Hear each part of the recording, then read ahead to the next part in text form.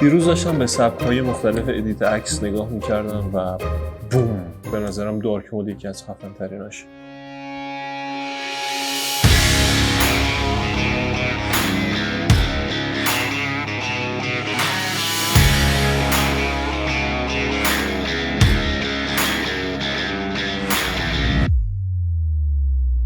چه خبر همگی؟ علی همتی اینجاست و امروز میخوام بهتون راهی رو نشون بدم که خیلی راحت عکساتون رو به سبک دارک مود ادیت کنید.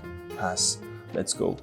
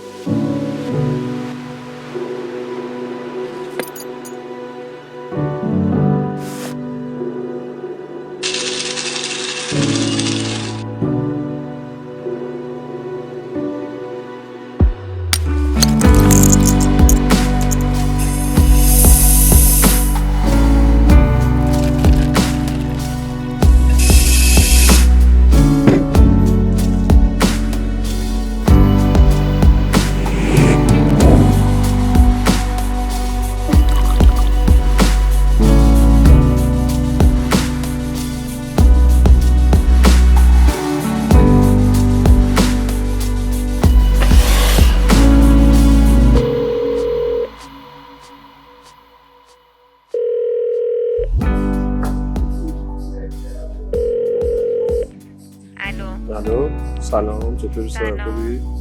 چه خبر؟ قربونه سلامت باشی. میگم که سوال وقت داری یکی دو ساعت دیگه بریم عکاسی؟ امروز یه لحظه وایسا. اوکیه بریم. اوکیه حالا پس میبینم. آره کاری نداره قربانت. نه خدافظ.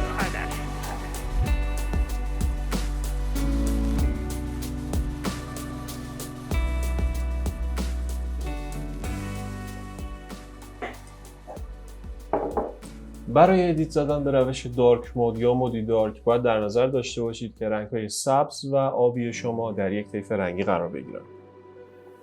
من ابتدا عکسی که انتخاب کردم برای ادیت زدن رو وارد محیط فتوشاپ میکنم. یک مقدار ترجیح میدم که نور عکسم رو بیشتر کنم چون یه ذره تاریکه. فکر میکنم در همین حد مناسب باشه. اگه شما نمیدونید که کامرا را رو باید از کجا بیارید، میتونید از قسمت فیلتر گزینه کامرا را رو انتخاب بکنید. اولین کاری که باید انجام بدیم اینه که از قسمت ادجاستمنت لیرها وارد گزینه چنل میکسر میشیم و اون رو روی کانال رنگ‌های آبی قرار میدیم. من در اینجا رنگ‌های سبز رو به عدد 100 میرسونم و رنگ‌های آبی رو به عدد 0 میرسونم. همونطور که می‌بینید به یک تون رنگی حدوداً نزدیک شدن رنگ‌های سبز و آبی ما. اما خب تأثیری هم روی رنگ پوست گذاشته. برای برطرف کردن این تأثیر روی رنگ پوست مجدد از قسمت ادجاستمنت لیرها وارد گزینه سلکتیو کالر میشیم. من اون رو روی رنگ‌های خنثی قرار میدم و در قسمت رنگ‌های سایان یا همون آبی فیروزه‌ای یک مقدار عددش رو کمتر میکنم. رنگ‌های زرد رو هم کمتر میکنم. وارد قسمت رنگ‌های قرمز میشیم. یک مقدار سایان رو بالا میبرم. فکر میکنم 50 مناسب باشه. رنگ‌های زرد رو تا انتها بالا میبرم. مجدد از قسمت ادجاستمنت لیرها وارد گزینه هیو اند سچوریشن میشیم. من اون رو روی سایان قرار میدم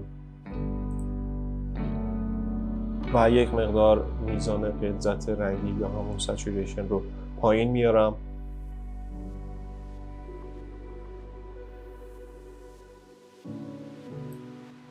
در انتها وارد گزینه گریدینت مپ میشیم و اون رو روی بلک اند وایت قرار میدیم. در این قسمت میتونید بلندینگ مودش رو عوض کنید. میتونید روی اوورلی یا سافت لایت قرار بدید. من فکر می‌کنم سافت لایت گزینه مناسب تری باشه برای این عکس. و در اینجا وارد گزینه ایمیج میشیم و اپلای ایمیج رو میزنیم. دقت داشته باشین که تیک اینورت رو فعال کنید برای اینکه اون تاثیراتی که می‌خواید گذاشته بشه فقط روی نقاط تاریک عکستون گذاشته بشه. گزینه اوکی رو میزنم. اما خب همونطور که می‌بینید میزان سیاهی‌های عکس یک مقدار زیاده، بنابراین من روی این ماسک کلیک میکنم و در این قسمت میزان اوپاسیتی رو پایین میارم. فکر میکنم 25% مناسب باشه. و همین راحتی میتونید عکساتون رو به روش دارک مود ادیت کنید.